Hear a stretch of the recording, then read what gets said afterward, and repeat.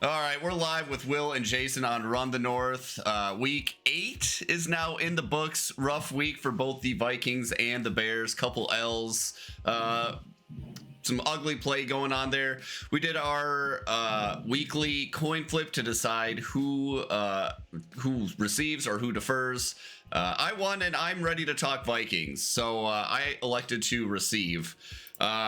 Pretty ugly game, up and down. You know, it started with a little bit of hope. It looked like we got a pick six on like the Chargers' first drive. Call gets overturned, and like everything went downhill after that point. A lot of Vikings fans upset about that pick getting overturned. Honestly, I think it's the right call. I thought that's what it was when I saw it live. I was like, yeah, that kind of looked like it hit the ground. But just given some other calls, very, very close calls, as particularly what is a catch, what's not a catch calls, going against us in the last week since that game, that definitely stung with some Vikings fans, but it's just how the game goes. Sometimes, things bounce your way. Sometimes they don't. Obviously, last season we had a lot of things bounce our way. We had a few seasons ago, a lot of things bouncing our way, and can't happen all the time. So I wasn't overly upset about that. What I was more upset about is the entire team just not showing up ready to play. And I think at the Vikings, we see this like once a year where we are just show up and just neither side looked ready. Offense, I mean, RIP Carson Wentz, but he just took a beating. He did not look comfortable. His first throw of the game. Did you see his first throw of the game, Jason? I did. Just like the one from last week where he just looked easy running back out in the flat, and he turns and throws it like 5 yards behind him. And I immediately knew those ones where you just go, this is going to be a long game. Yes, that is exactly it. And you could just tell Carson Wentz was uncomfortable in the pocket just from what's my protection going to be standpoint. Like, am I about to get drilled? And just from his shoulder looked like it was causing him a lot of pain, especially after he was taking hits. So offense never looked great. We had, maybe you looked this up, but how many rushing attempts do you think we had in this game, Jason? With Carson when Wentz, I was watching, it felt like 10 or 12 at most throughout the entire game. And I'm looking at it right now. I got the box score in front of me. Scott 11. had 2. Jones had 5. Mason had 4. That is not how you beat the Chargers. No, and particularly not what you're hoping for when your quarterback's shoulder is hanging on by a thread. So just not a great game all around. Defense got absolutely lit up. Just no one showed up ready to play. And, you can't blame them. It's a short week. Granted, we're 2 weeks away from the bye, so we should have had some time to rest up. But, man, this team this year, I mean, it's going to kill us is just these injuries and just the sense of fatigue you're getting from everyone. Not just physical fatigue, but probably some mental fatigue of who's our starting quarterback? Why are we making the decisions we're making? I think KOC's shown some inconsistency with how he's handling different players' injuries. I think it's, if you want to read into it, could potentially be causing some friction in the locker room of, hey, we're putting JJ McCarthy in bubble wrap and really kind of babying him. If we're being honest, he's kind of getting babied right now. And everyone's banged up. So why is he getting special treatment? I think, I think most men don't like that. That's where I want to start the question for you before you go too far in your rant, setting the stage for this is, yes. Is this more of a vibe as a fan, again, I'm a third party objective as a fan, is this more of a quarterbacking issue? You can't get it right, can't get it healthy, can't get production, or is it an injury issue? Not specific to JJ, but the roster as a whole. We'll get into that later, but I'm really having a tough time deciphering those because I'm not as locked in and in tune to the day-to-day or week-to-week as you are. Just know that that's the thing I'm going to be asking or thinking the whole time we're talking about this game. So keep rolling. Yeah, the injuries certainly don't help, particularly the injuries on the offensive line. Makes the quarterback's job a lot harder. And I think a lot of things are just a lot of the ways that the Vikings have conducted their business, they're starting to manifest right now. And it's not working, and people are starting to see the flaws in how they run this organization and run this team. You're seeing a lot of the free agencies free agency pickups we had over the offseason not panning out. It's looking like Will Fries is the only one of our big trench signings between him and Ryan Kelly. Granted, concussions are, kind of a hard thing to predict. And neither of those big interior linemen, Javon Hargrave and Jonathan Allen, none of those three really making much of an impact. So you couple that with Kwesi's really rough draft history over the last several years, and we're starting to see these cracks forming in how the foundation for this team was built. And you can't patch over everything with free agents. Granted, we have some good ones with Isaiah Rodgers. Trying to think off the top of my head if we had any other good ones. Jordan Mason, which he's been a bit underutilized, maybe hasn't made as big of a splash as I was hoping, or probably many fans were hoping for, particularly with Aaron Jones out for that 4 or 5 game stretch. So injuries are one thing, but it's also just exposing some of the other flaws in how our team was structured. Right. So that's another part too, as we get into the offseason talk too, is that that's a lot of money into guys that aren't producing, and that is going to come really quick next year, where you're going to be tight for space. I know the Bears are going to be in a similar situation where almost to the T, we got a couple of interior linemen doing okay, not okay. Defensive line guys we paid a bunch of money to aren't producing. A lot of decisions to be made on a lot of key positions, and it doesn't seem like we're going to have as much flexibility as we had hoped. So now really for this game itself, you look at the box score and it's pretty disappointing. 15 of 27 for 140, a touch and a pick for Wentz. Obviously, he got hurt. Bozeman had 4 attempts, 3 completions. You mentioned the 11 rushes for not 40 yards. JJ Jefferson had 7 for 74. Addison had a touchdown, but only 3 short yards. Like, nothing was working. So as you're watching this game, we typically know Thursday night games, short week, not going to score high. Well, 37-10, it wasn't that big of a blowout. Like, it didn't feel like you guys were in the game, but the points came late too on a couple of those. Yeah. So is there something that, complete the ball, run the ball, no kidding, but is there something that was just glaringly obvious that they should be doing to beat the Chargers that they just were not choosing to do at all? Or is it really just an execution thing when you're watching? No, I think it's like a execution and a mindset thing. It's almost like the Vikings walked in there knowing they weren't going to win the game. You know what I mean? It's like they were resigned to the fact that they weren't going to win the game. They knew that Carson Wentz was probably in a lot of pain. I'm assuming they saw him in practice all week, could tell he wasn't able to throw the ball well. Maybe the offensive line is showing some issues in practice too, but the team just really seemed resigned. There was also Ivan Pace got benched with the return of Blake Cashman, which I think that was, I can't remember if that was 2 weeks ago or this week, where Ivan Pace got benched in favor of Eric Wilson, who was the replacement for I'm just totally brain farting on Cashman when Cashman came back. That was what I said in the offseason I was excited for you. I'm glad at least that's panning out. But I did not see him taking over for Pace. I just thinking more of to have that third linebacker you trust is big. Yeah, so I think there's just a lot of stuff maybe going on behind the scenes. Definitely seems to be some fissures in either the coaching staff or the team. There have been some tweets alluding to the fact that the vibes are not great, which, maybe they're not. But I think though, honestly, the one silver bullet to everything is JJ plays next week and he just beats the Lions, and everything will be fine. I'm not saying that's going to happen, but if that does happen, all of these issues, no one's going to be talking about. The vibes are off. So I'm really hoping go into Detroit next week. Granted, he gets another whatever he's been off. Plus, you get the Thursday, Friday, Saturday, Sunday, so you get an extra 3-4 days.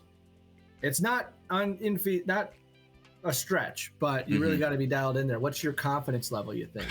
My only confidence stems from the fact that this seems like a trap game for the Lions. I mean, they've beat us I don't think we beat them in like the last 4 or 5, not 4 or 5 years, but like 2 years, 4 or 5 games, I think in a row they've won against the Vikings.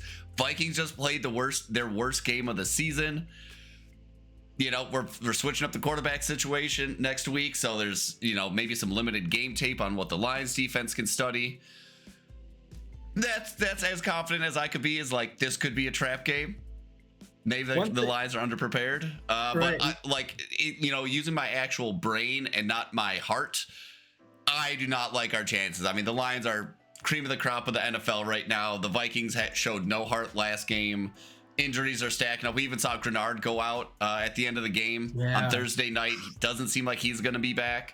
Well, actually, maybe not. I think he was trying to get back on the field at the end of the game. So who knows? But Grenard, didn't your tackles get banged up too? Darisaw was in and out. O'Neal, did he even play? Yeah, O'Neal was, I think, a late scratch, which again, you're switching up those line combinations after practice for the week. And here, go block Camille Mack, by the way.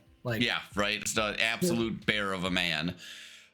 So I'd say confidence is low, but there's something there. I'd put our win chance at any given Sunday, but I'll say 20% chance the Vikings pull one out on the Lions. Again, if JJ McCarthy shows out, that would be sweet. Well, I would love to see that. And again, I think that just completely changes the conversation on the Vikings, at least until the next week. Yeah, because Detroit at home 5-2. You guys are 3-4. Detroit's currently, what is it? It is Monday night, 5:00 here. It's saying Vegas has it at 8.5 for Detroit, 47.5 over under. Does 8.5 feel disrespectful or feel about right? Seems extremely respectful. They should put him at 21 over. Oh, this ain't college. No. Yeah. I think that's a totally fair line. I don't think, based on the on-field product we've seen, that seems like a fair place to put the line. Fair enough. One of the things too that worries me, just on the person and personnel side, not so much the X and O's, is the last couple of years, the Detroit Lions, and now last year under Harbaugh, both these teams, the Chargers and Lions, when they play a team, the next week their opponent usually ends up going to lose because they're all banged up and tired and all that type of stuff. So to have two of those in a row is tough. So that's week 8 this week, week 9. After that, you got Baltimore, who just beat the Bears. We'll talk about that when they get Lamar back. And then the Bears game is week 11 on November 16th that we'll be going to. So it's going to be those games have a chance to be close, but it's going to be a physically imposing stretch here for those next 3 games. Yeah. So if injuries are an issue, let's, again, hope you get the quarterback right at least. Yeah. Maybe a good segue into my 3 words, which is just going to be baptism by fire, which is exactly what you just described for JJ McCarthy. It's going to be baptism by fire. It's, I think almost the exact situation that KOC did not want to put JJ McCarthy in, where he's not been able to practice much and his line is just paper thin. And he's going against a really strong team. So he's probably going to have to throw the ball a lot and maybe play a little bit of hero ball. So not the situation that KOC is looking for JJ McCarthy. But you know what? It's the NFL. It's never going to be perfect. So let's see what the kid's got. Baptism by fire. I got to look over you, my son. He's going to need it. Right? No kidding. All right. Any other closing thoughts for this week 8 matchup against the Chargers? No, not really. Just my boy Jalen Redmond showing up. That was cool. I think he had a nice pass deflection, couple.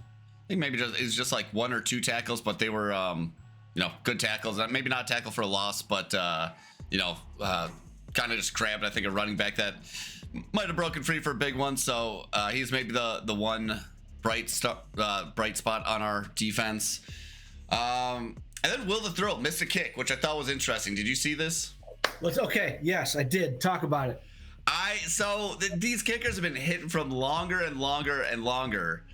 And Will the Throat, who comes in, they rush him in because they have barely any time. They're out of timeouts. They're rushing him in at the end of the half. Hurricane. Bears had one too this week. He comes in for a 53-yarder, kicks it. It looks great. And then just falls a couple yards short. Which I'm like, oh, huh. It's did they not get to sub in, tinfoil hat? Did they not get to sub in the kicking ball that's filled with helium? But then come to find out afterwards that there are, in fact, kicking balls. I did not know there were special balls for kicking, and that you basically get to inflate them as much as you want. So I was like, oh, that's a new rule this year too. They've always had kicking specific balls, but the rule was you could only play with it and kind of doctor it up how you want, an hour before game time. Now you get all week to mess with these things. So you're greasing them, you're chalking them, you're mudding them.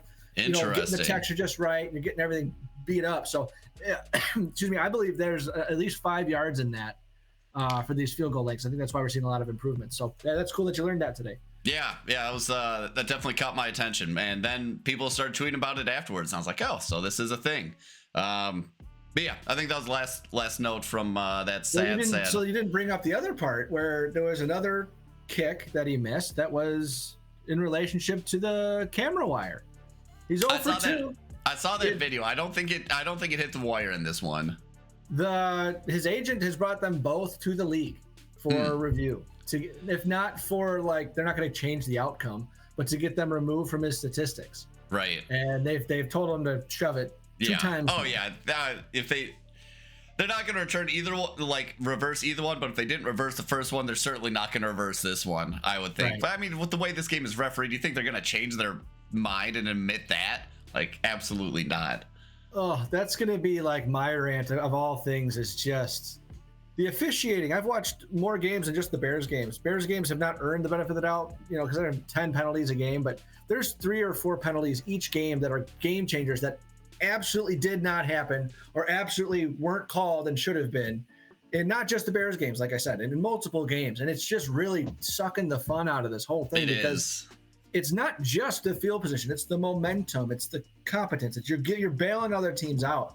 Well, intentionally, otherwise, this is definitely fuel for the fodder for all the, the scripted NFL people, those tinfoil hat people. But it's just, that's not the game that you and I grew up to love. It's really, there's a version of let the guys play, but having enough understanding of the game to be like, no, that's got to get called. It's not a emotion. I'm trying to take the emotion out of it as a fan, but it just sucks to watch. Like, it's not fun.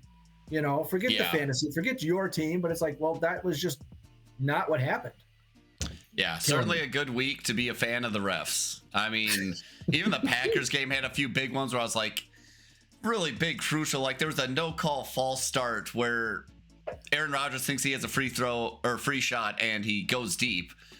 Incomplete pass, and then they're like, yeah, no false start here. And it just like ruins a drive where Aaron Rodgers is presumably trying to complete a higher percentage pass. That's his shtick. He's the master at that. Yeah, so just, and again, to your point, just totally change the momentum of the game, and it just takes the fun out of it. It's like, man, just like call the game right and let these teams actually find out who's really better, and not, stop getting it so impacted by just these really bad calls. Yeah. Anyway, there are happier things to talk about, or maybe there aren't if we're going to transition to the Bears game. You ready for that? Now let's talk Bears. All right. So I don't want to be as dramatic to say that this was a gut punch, but man, that sucked. So they are coming off a 4-game win streak. Some of it hollow, some of it not sustainable. We kind of talked about that last week. And rightfully so. We know they're going to have to go through some growing pains, but you got a 4-2 team versus a 1-5 team. Is Lamar going to play? Is he not going to play? Yes, he's going to play. He's going to play. He's going to play. He's practicing. Obviously, some gamemanship there, and he didn't play. So we ended up preparing for Lamar Jackson all week, but played Tyler Huntley.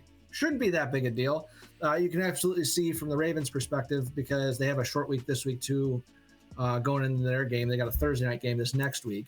Then they got away with, winning this one against the Bears, who, again, they only had 1 turnover. They gave up 1 turnover, didn't create any. So that was often hollow. We knew you couldn't rely on 4 a game. I think we had 1 or 2 sacks, and they only came early. Came out the gates hot. All Bears, all first quarter. It was 158 yards to 8 yards. And, we stalled in the red zone twice, so we're up 6 rip, but it really felt like it was 14 rip. Not that it should have been, because we didn't execute, but kind of growing pains in that we shot ourselves in the foot. And then nothing dramatic happened. It's just the second quarter started. And then they started to run the ball a little bit more, they being the Ravens.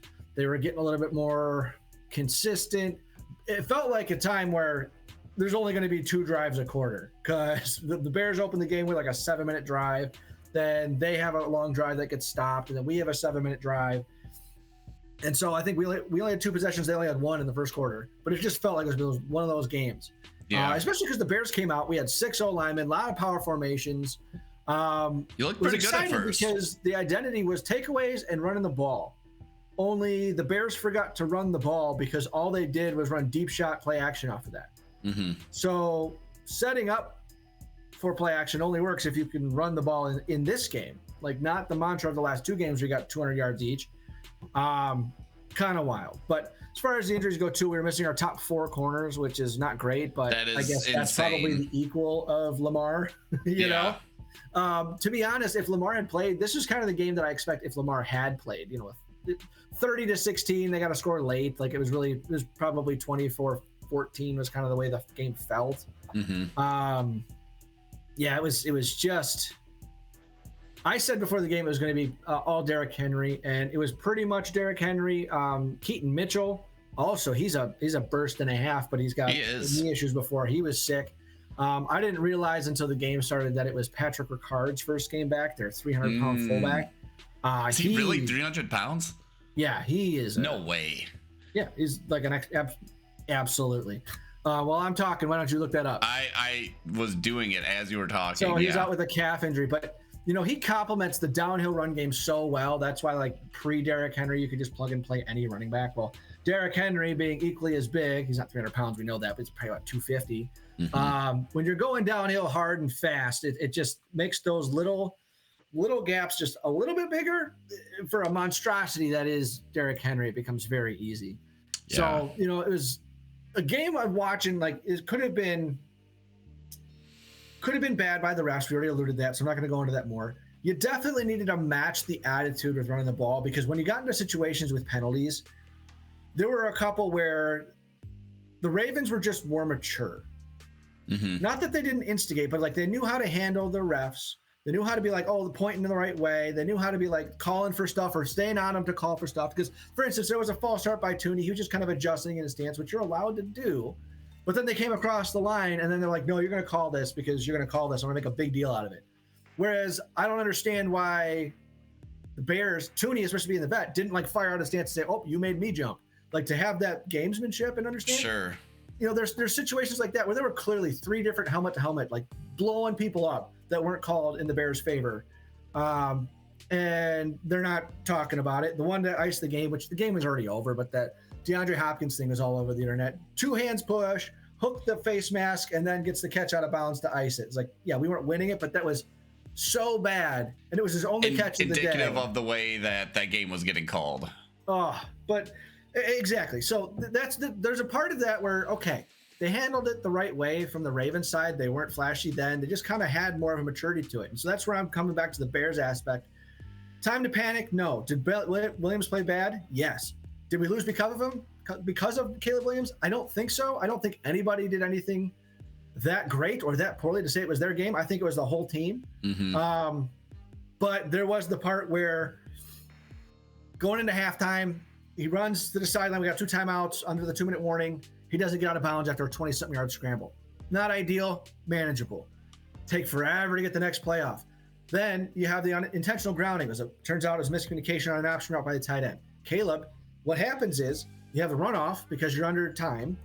You have to burn a timeout. You get the sack, which lost the yards, and you get the penalty yards back. So we have to do it on a hurricane 58-yarder. Kairos comes in, kicks it great, dead nuts, short by 2 yards. Like that cost us, right? And we had too many throughout the entire game. We had too many like free runs at the quarterback from in between guard and center. So they did a good job of doing the like on the line stunts, but sure, something that the other defense we hadn't played so far hadn't done. But the grounding penalty there really kind of, he had 2 during the game. Both were not great. And this is not the first time he's done it this year too. So I'm sticking it to growing pains because he has all the talent in the world. I'll get to that a little bit too, but it's just not clicking for an offense that we've seen be effective with a more cerebral quarterback, not nearly as talented quarterback in Goff, but it works, Then going into the second half, it was all Ravens. I mean, we couldn't get our play calling together. Still too many please snap stuff, too many non-affected plays on defense. Similar to what you're talking about, we paid Grady Jarrett $15 million. We paid Dio Dangbo $15 million, D tackle. They don't do anything. Jonah Jackson is up and down on whether he's going to have a good game or not. Our left tackle's in his 3rd start, so what do you expect there? It's just really tough to see this offense trying to run because we all know it only works when the run game works. Yeah. Otherwise, everything else is just kind of I don't want to say luck, but man, it's not. It sputters very easily. So. I don't know. And then the pick to end the game, I guess, from Caleb was also brutal. But again, that's something growing pains because I don't think you lost because of him. You can definitely see national pundits are going to want to come up with the 2 intentional groundings in the pick. Like, you can't have that in clutch. Like, right. But every quarterback that's good, with the exception of Mahomes. I'm sure Mahomes has a game or two where we've done that too. Mm-hmm. But you can't just have this like mouth breathing aspect of every game's going to be trending. Growing pains are up and down, especially when you're right.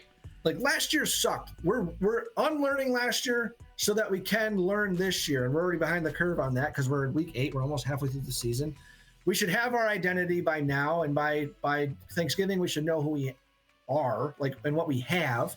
Our identity has been hollow in that we win games when we get takeaways. Takeaways aren't sustainable though, but we can execute to get some points, because prior to this week's game, we're the only team in the league to average 21 or more points a game. The entire league. Or sorry, not to average. Apologies. To have 21 or more points in each game. Okay.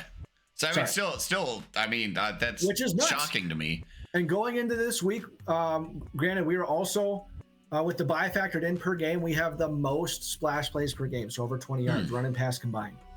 Which you wouldn't have thought that.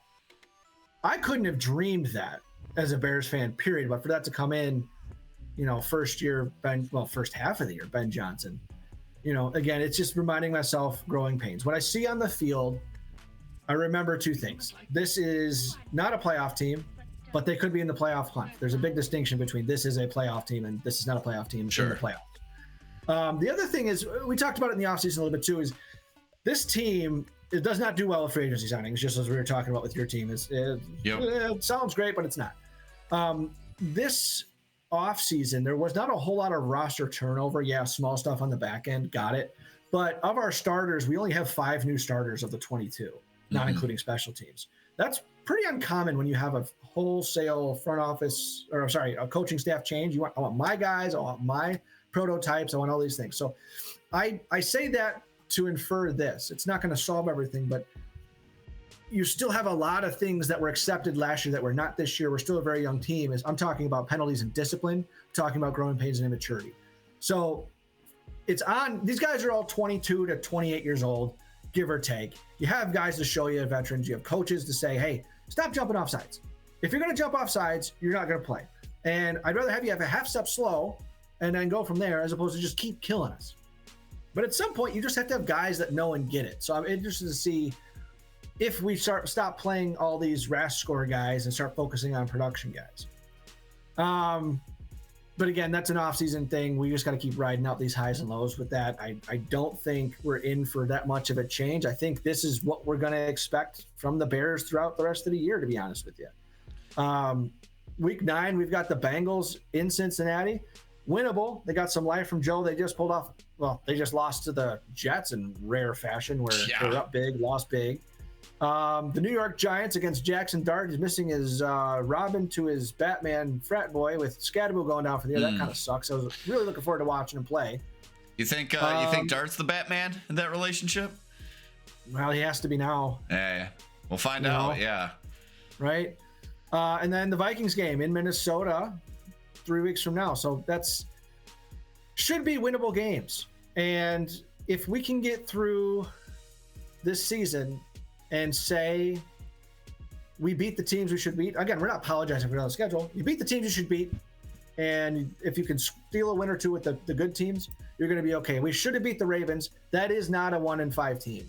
That defense was playing really well because they're finally healthy again. If they get Lamar back, yeah, we should have won this game. No question. Well, you're certainly hoping you can steal one when Lamar's not in there. 100%. I mean, because how obnoxious do you think I'd be right now if they were 6-2 after just coming off all that? And then you hear the combatants saying, you haven't played anybody yet. You beat the Saints, you beat the Raiders, the Cowboys. It's like, well, I don't know if you watch football, but it's a 3-point league. It's a 500 league. It's not like that bad is that bad. It's any given Sunday for a reason. Yeah.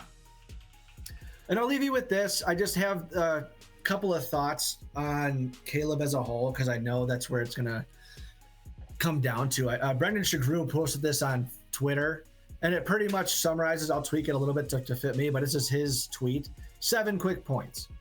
Final analysis on Caleb. He still has unlimited potential. He's still growing, but a lot more slowly. He is not a fast learner. This offense is challenging because you have vets in this offense that don't have it figured out yet either. Sure. A big play in this is how Jaden Daniels played last year and how Drake May is playing this year is really affecting the temperature and the perception, probably more than is fair. Well, no, definitely more than is fair, but probably more than it is appropriate. Because, Totally. yeah, we get judged against our peers in any line of business. I get that. But I don't think either of them had to deal with what we had to deal with last year. And as I refer to my lovable mouth-breathing brethren, our Chicago Bears fans are very impatient. But it's so reactionary game to game. If you start looking at it, the way I look at it, you can't judge every game as, oh, Caleb's the best last week against this. Oh, he's the worst right now. It's like, well, he's still the same dude.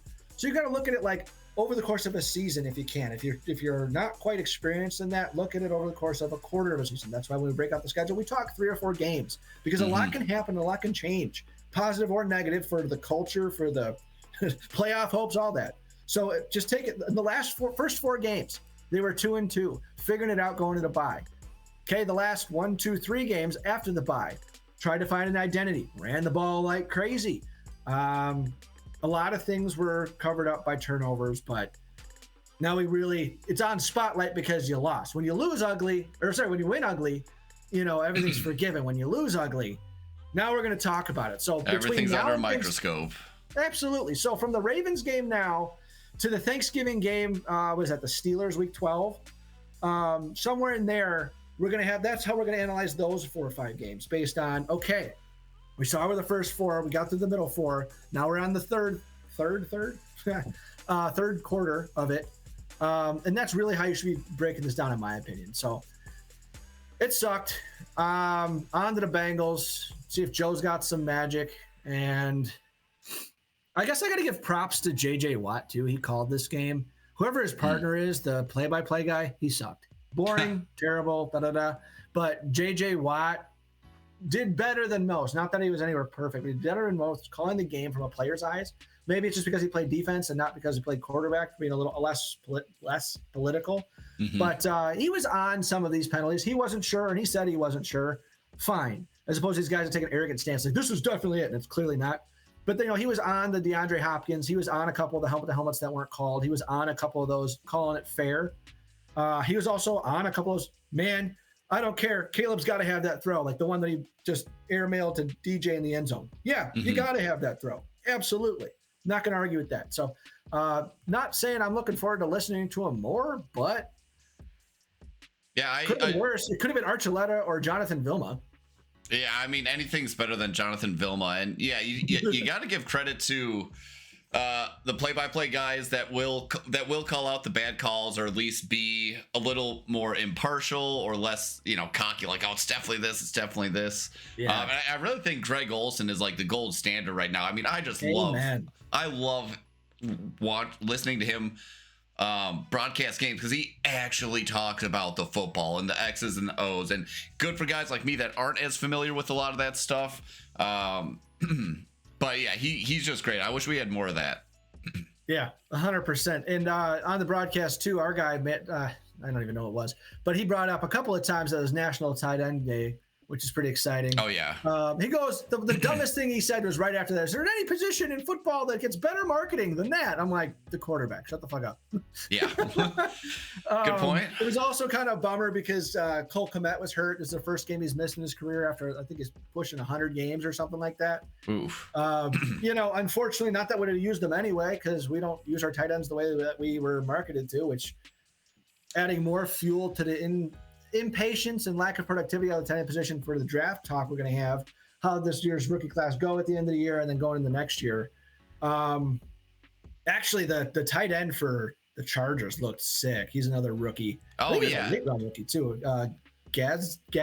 Yeah. Gadsden? Yeah, something tells me we're going to know his name here in another couple weeks. He has just been – I mean, he lit the Vikings up. He did.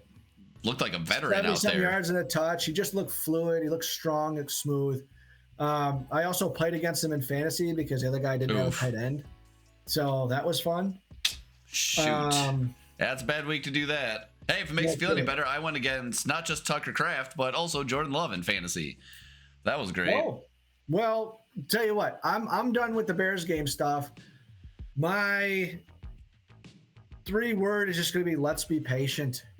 I'm not going to be dramatic about it. Just, again, Absolutely. This is exactly what we've kind of been priming the fan base for since the beginning of the year. Yeah, I want to get excited. That was my whole thing. I want to be a fan again, as opposed to a guy who feels like he knows something more than just these guys screaming. But yeah, let's just be patient. So I'm going to take that to the bank for now, and let's transition to some fantasy. So you mentioned you had a couple of big games played against you, Tucker Kraft, Love, and what else? Let's see. To preface, I had 180 points dropped on me this week, so a very bad week of fantasy football. That's a lot. Not only that, but I picked the goddamn Falcons in the Survivor Pick'em League, and so I am out. Oh, I thought the Kirk Dolphins were dirty. I picked before I knew about Kirk. If I would have known about Kirk, I wouldn't have picked him. It's goddamn BS. Oh man. But yeah, the main league. Let's see. Okay, the guy put up 178. I mean, just dingers across his roster. Jordan Love, he had Breece Hall, best game of his season. Tucker Kraft, 33. Cherry on top, his kicker put up 17 points to my kicker's 1 point. So it was just. That's why we don't play kickers. And I'm projected to have over 130 points. I'd beat 10 other teams in that league. And of course, I just get this guy dropping a 180 burger on me. Probably going to shoot me up. Do you have points scored as a tiebreaker? Hopefully, we do. I'm right at the top there, and I'm certainly going to be I was already very near the top for points against. I'm definitely going to be top of points against after this week. Oh yeah, 50 points. Oh my gosh. Yeah, that's it was a rough outing for you, boy. But you know, it is what it is. Amon-Ra was on bye, so that hurt me a little bit. But Michael Pittman filled in well. He gave me like 20 plus points, so we gave it the best we had, and just came up short. But how you doing in the Chop League? What's that? How you doing in the Chop League? Oh, fine. We're still like, I think my parents are going to get the axe. We're in week 8. I've never heard someone say that before. It's a very. Week 8. How you doing? Fine. It's a very unserious Chop League. It's like this is finally my parents. My mom and dad have a combined team that has survived this long somehow, despite. I went in there 1 week because I set them up with their account. I went in there 1 week and grabbed them like. I spent like 75% of their budget on like Derrick Henry and 2 other blue chip players. Exactly. Throw them into the lineup and just have not managed it since then. Like if they had an injury or someone on bye, I would switch someone in there. Yep. But this week, I think, the Bills come and do here because I think they are getting chopped. But again, also the first week, no one knew how to like put money against the people you wanted to pick up. So I got like. I don't know, I got a bunch of good guys for like $180 total that should have been going for $200 each. Right. So I've just been kind of coasting in that league. I've never been close to getting eliminated, like not even close. Well, you know, that's going to come down to who you start as opposed to who you have rostered by the end of it. Exactly. So I'm not too worried about that. Let's see here. Oh, you know what? I was middle of the pack. We got. Oh no way! My parents might actually survive. They're projected for 1 more point to my uncle, who actually has a very good team and has been managing things. Oh, we had Drake London. That's why London dropped a goose egg. Yeah, I didn't see what his stat line was. 0 for 0, and he got injured. It looks Ooh, like. That sucks. Wow, my parents live to fight another day. Potentially. They need. See what they got. Someone left to play. They need Kareem Hunt and Zach Ertz combined for like 10 points, and they'll be safe. I think they got it. That's doable because they're both playing tonight. Yeah. Oh man. Well, that's. Good luck with the Chop League. We'll follow up with the regular league next. I'm only talking about one because the ESPN League. Who cares? So I am. So Breece just had a good week. Remind me, you just traded away Breece Hall, or you just traded for Breece Hall? Yeah, so I started a little bit of a civil war here. Mostly because they reacted to it within ignorance. They don't really understand that it's not a redraft league. Like they know that it's not a redraft league, but how to handle it as far as the like risk now, risk in the future, invest in now or invest in the future, and all trades are a blend of those 4. Yep. Especially depending on where you're standing are for the year and what your strategy is. So I am currently one of the 3 teams at 5-2 coming into this week. I had him coming off a bye. I wanted to try and diversify a little bit, see if I can make a push this year. I'm trying very hard to play the middle.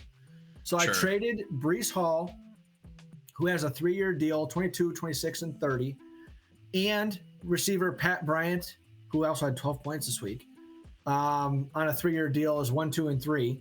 So super cheap, kind of like a lottery ticket, but you already know what you're getting. Yeah. And I got back 2 players on 2-year deals. I got George Pickens back, and I got Javonte Williams back. George Pickens, I think, is on a 16 and a 19, and then Williams is a 2, 3, 4. So insane value. What this ended up being is, at the time of the trade, Pickens was wide receiver 24, Williams was wide receiver running back 27. Brees was, I think, I don't remember, he was in the teens for running back this year, and Pat Bryant was like 100 and something. But when you look at the future values, Brees was running back 9. And then everyone's freaking out. This is so unfair. You fleeced him. Like, this should be voted on. It's like, well, hold on. First off, am I the bad guy, or is my trade partner a moron? Like, who are you insulting more here? Like, didn't even make sense. When you text me about that, I was like, what? Why is this causing a civil war? This seems like a very, even trade. They were so ignorant. And then we go to so I'm on the board of directors, one of the 4 commissioners of this. And so I didn't get to vote, obviously, due to conflict of interest. Fine. But it was 3-0 vote of like, hey, this is fine. I don't know what you're talking about. And even one of the commissioners was like, I don't really understand the logistics, because he's stuck in redraft also. So I gave him some of the numbers. I couldn't want to broadcast everything to everybody, and like, this is exactly how I think. But I gave him a couple of tidbits of just to understand the strategy. If you have a shit contract you want to offload, you can either take the penalty next year, or you can incentivize someone to take on that bad contract. You're not going to just yell player for player, good contract, bad contract. Give me a pick. Give me this. Give me that. Oh, just like what I was about to say, just like real football. Right. Like, that's how it works. Well, yeah, you're not going to get who's the Jerry Jeudy, Amari Cooper. They're great receivers making $25 million a year, but they go for a 5th round pick because the money and the future and the contracts matter. That's what we're dealing with here. So if you're going all in, fuck your contracts, pay for now, worry about it later. If you suck, do the exact opposite. Get rid of your best players on 1-year deal rentals or any of that, and open up space, flexibility, so you can make some moves or pick up future assets. And they're all just kind of sitting there with their mouth open, duh. And some people get really pissed. So I know I at least converted 2 more people to common sense, because they've been pinging me afterwards like, oh, I see it now. Oh, I get it. Oh, well, you'd think this knowledge would be like square one. If you're getting into this league, it's like, how is this different from a normal fantasy football league? It's like the value of contracts. Like, that's the big difference. That's what makes this league different. And it's like, right. I feel like your league mates just start treating it like a redraft league or something, or even just like a dynasty league, I guess. Which even in a dynasty league, that trade isn't bad. Like, that's not a vetoable trade in a dynasty league. And how do you get so fucking irate? And so I got defensive on purpose. Like, I'm here for the smoke. You're gonna call me an idiot and bash me in front of everybody? Fine. Sure. And I'm not gonna take it. So I didn't stop. This next morning, the one buddy that I converted, he's texting me, is like, man, it's crazy that everybody in this trade and the other trade, I can tell you the other trade in a minute. It's not for me, but another guy in the league.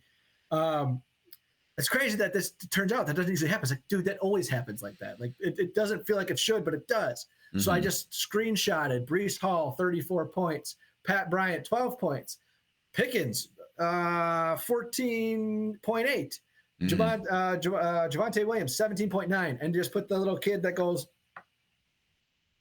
and just left it. Nobody has responded today, because you can just see, that they're just fuming. No one wanted the smoke.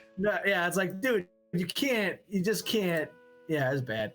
So then what had happened, literally the next day after the Civil War started, is another trade had gone from one of the 5-2 teams, but his team is absolutely terrible. It's not a good team. He just had really good matchups, because he's not even top half of the league in points scored. It just happens to be the way that it is. Sure. So he traded the same guy that I traded Amon-Ra St. Brown to for Breece and the multiple 3rd-round picks. So basically, I turned Amon-Ra into 2 3rd-round picks, George Pickens and Javonte Williams. I'm feeling okay about that. Not to mention, I saved a bunch of money on my car insurance, and I'm set up huge for next year's draft and cap.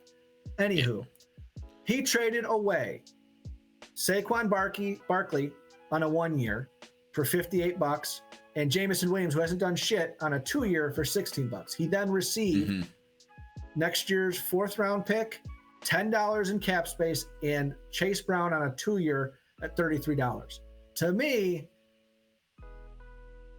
bye week is going all in. His team's name is called bye week because he's on bye, but it's Houston Hurricanes. He's going in all the way for this year. Cool. I don't know if Orange Mocha Frappuccino got any better because he just traded away a first-round pick and Kyron Williams and Mike Evans for Saquon, a second-round pick, and Jameson Williams. So now, like, that's all a total wash. He basically is right back where he started. And he's got no first-round pick. So I think he's actually trying to do what I'm doing, but he's going the wrong way. And this is one of my best buddies. So, well, he'll learn one way or the other. He's just seeming to, he's doing it the more painful way. I suppose.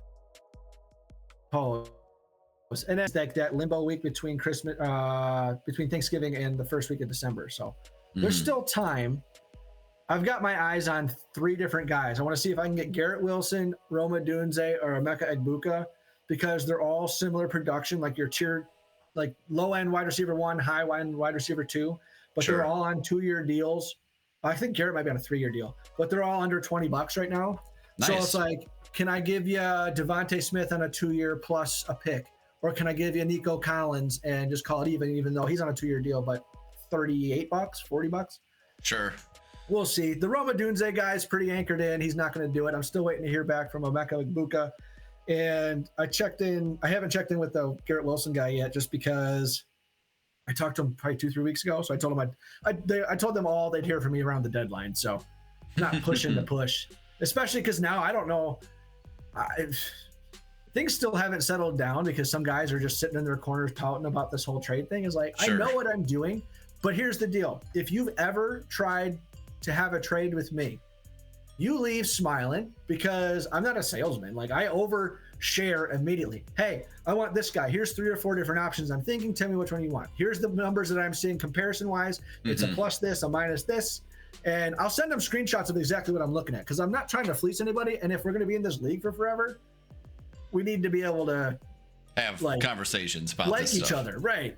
Yeah. So, and the last point I got for you is I had James Cook on a 2-year, $34 next 2 years. He had 200 yards rushing. That's the first guy who've had 200 yards rushing. Yeah, that was nuts. Have a game, James Cook. That was I was listening along in the car. I was driving back from Duluth, and my brother was watching on NFL Red Zone on his phone. He was like, "Yeah, James Cook might go for the single game season or single game record." I was like, "Really?" Yeah. What really pisses me off is I was nervous coming into it. So it was a relief. Is that Carolina's had a pretty up and down defense, but really good at stopping the run. So they just crushed them. But what pisses me off is we have a scoring setting. If your running back goes over 100 rushing yards, not AP, but if you go over 100 rushing yards, you get another 2 points tacked on. Nice. Sweet. So if you go over 200 rushing yards, which nobody thought was going to happen, you only get 3.5 points tacked on instead of 4. Like, what the fuck are we doing? I want that half a point. Sure. Yeah. It could be the difference maker come playoff time. It only happens never so often. So, last point for this league is that we have the 2. I'm 5-2 playing a 1-6. I got the win already locked up. I beat them by 30. I had 120 this week. Nice. We have the other 2 5-2 teams playing each other. One's at 104 going into tonight. He's got Travis Kelce. The other one's at 108. He's got Rashee Rice. I need the guy with Rashee Rice to not get more than 2 points. So then I become first place. If he wins, he stays at first place because he's got more points scored, but that's the point difference we have each other. And I play him next week, so it's going to be kind of wild. I wouldn't bank on Rashee Rice scoring less than 2 points, so you might have to take that grudge match into next week. And that's another guy I was pursuing, and I know he's not going to lose him because he put a 4-year contract on Rashee Rice through the suspension. I think it was at like 16, 18. So in 4 years, he'll still only be worth $22 if he stays on this trajectory. Nice. So I was like, I'll give you whatever you want, just for the risk of that. I'll take on the risk to keep the cap number lower, because then I'll be in the threshold to be able to pay for 2 elite studs next year in the offseason instead of 1. So either way, I think I'm pretty set. I could probably... We'll talk as we go. I know we're getting to the end of the hour here. We'll talk as we go throughout the season where we get close to the trade deadline, if I'm going for it or if I'm going to just chop it up. It's going to be interesting because we're going to learn a lot between now and then in the next 4.5 weeks. So yeah, you got a lot of options, that's for sure. Hell yeah. I think that does it. Maybe a bit of a sad week with our 2 games, but it's a long season. We're at the halfway, not even. We're approaching the halfway point. Vikings are getting JJ back. Hopefully just a small road bump for the Bears, and we're gonna have some more fun talking about our teams for the next few weeks. I said I was ready to get hurt again, but man, not like you this. were lying. Too much of a tease. It's like there's too much hope involved still. At least give me the soul crushing so I can change personalities. Like this one, it's like, oh maybe. So, but yeah, that's been a fun week 8. Next week is week 9. That'll be the midpoint of an 18-week regular season. Mm-hmm. All right. Well, we'll see you then. This is Will, Jason signing off for Run the North. Peace.